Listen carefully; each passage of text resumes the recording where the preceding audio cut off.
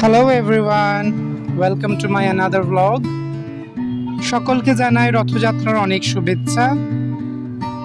উৎসব বলে কথা, তাই কৃষ্ণ বলরামকেও নতুন পোশাক পরিয়ে সাজিয়ে দিলাম রথযাত্রার জন্য।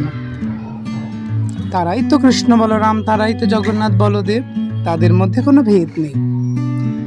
আমার রথযাত্রার ছুটি নেই, কিন্তু দেরি হয়ে যাওয়ার জন্য চট করে একটি র্যাপিডো বুক করে চললাম অফিসের পথে।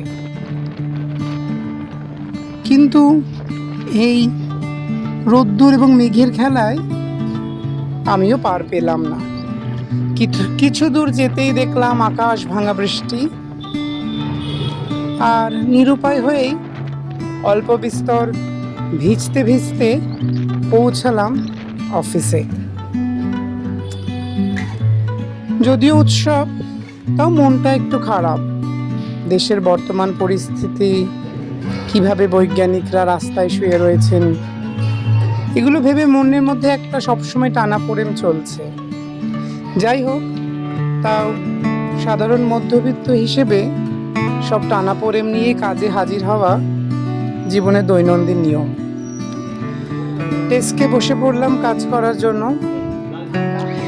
বৃষ্টিতে ভালো না লাগলেও অফিস তো যেতেই হবে।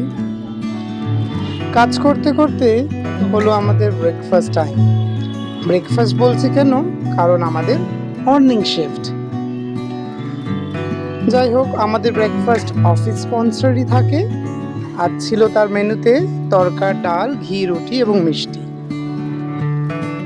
তাই মনের আনন্দে ভিডিও শ্যুট করতে করতে ব্রেকফাস্ট করলাম।